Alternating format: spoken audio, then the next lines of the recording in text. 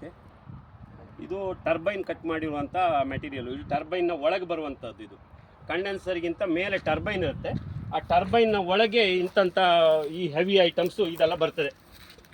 ಇದೆಲ್ಲ ಟರ್ಬೈನ್. ಇದು ಬರ್ತದಲ್ಲ, ಇದು ಟರ್ಬೈನಿಗೆ ಸಂಬಂಧಿಸಿದ್ದು.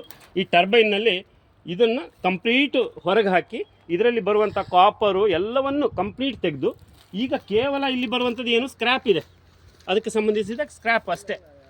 ಯಾವುದೇ ಬೆಲೆ ಇಲ್ಲ ಇದಕ್ಕೆ. ಇದಕ್ಕೊಂದು 25 ರೂಪಾಯಿ ಬೆಲೆ ಬರುವುದಿಲ್ಲ ಈಗ ಕೆಜಿಗೆ. ಅಂಥ ವಸ್ತುವನ್ನು ಮಾತ್ರ ಇಲ್ಲಿ ಬಿಟ್ಟು ಸಂಪೂರ್ಣ ಹೋಗಿದ್ದಾರೆ.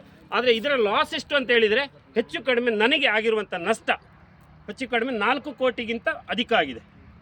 4 ಕೋಟಿಗಿಂತ ಜಾಸ್ತಿ ಆಗ್ತದೆ. ಯಾಕೆಂತ ಹೇಳಿದರೆ ನಾನು 6.5 ಕೋಟಿಗೆ ತಗೊಂಡ್ರು, ನನಗೆ 1.5 ಕೋಟಿ ಮಾಲನ್ನು ಮಾತ್ರ ಮಾರಿದ್ದೇನೆ ಇಲ್ಲಿ. ಆಮೇಲೆ ಉಳಿದಿರುವಂಥದ್ದು 4.5 ಕೋಟಿ. ನನಗೆ ಲಾಭನೇ ಬಂದಿಲ್ಲ ಆ ಲೆಕ್ಕದಲ್ಲಿ. ನಾನು ಕೆಲಸದವರಿಗೆ 50 ಲಕ್ಷ ಕೊಟ್ಟಿದ್ದೇನೆ. ಇದೆಲ್ಲ ಸಂಬಂಧ ಇರುವಂಥದ್ದು. ಇಷ್ಟು ಮೆಟೀರಿಯಲ್ಗಳು ಇಲ್ಲಿ ಬಿಟ್ಟು ಹೋಗಿದ್ದಾರೆ. ಅಲ್ಲಿ ನೋಡಿ, ಅದು ಕ್ರೈನು, ಅದು EOT ಕ್ರೇನ್ ಅಂತ, ಅದನ್ನು ಕೂಡ ಬಿಟ್ಟು ಹಾಕಿದ್ದಾರೆ. ಕೆಲವು ಸ್ಕ್ರ್ಯಾಪ್ಗಳನ್ನ ಅಲ್ಲಲ್ಲೇ ಹಾಕಿದ್ದಾರೆ. ಯಾವ ಸ್ಕ್ರ್ಯಾಪನ್ನು ಹಾಕಿದ್ದಾರೆ ಅಂತ ಅವರಿಗೆ ಗೊತ್ತಿಲ್ಲ, ನನಗೂ ಗೊತ್ತಿಲ್ಲ. ಅದು ಈ ರೀತಿ ಮಾಡಿ ಹಾಕಿದ್ದಾರೆ.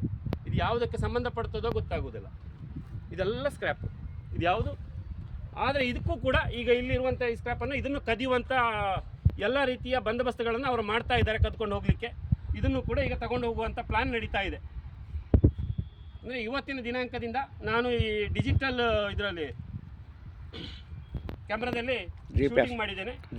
GPS ನ ಪ್ರಕಾರನೇ ನಾನು ಡೇಟನ್ನು ಕೂಡ ಮೆನ್ಷನ್ ಮಾಡ್ಕೊಂಡಿದ್ದೇನೆ. ಇವತ್ತು ಇಲ್ಲಿ ಇಷ್ಟು ಮೆಟೀರಿಯಲ್ ಬಿದ್ದಿದೆ, ಇದು ಕಳವಾಗದ ರೀತಿಯಲ್ಲಿ ಆ್ಯಕ್ಷನ್ ತಗೊಳ್ಬೇಕು ಅಂತ ಪೊಲೀಸ್ ಇಲಾಖೆಯಲ್ಲಿ ವಿನಂತಿಸ್ತೇನೆ.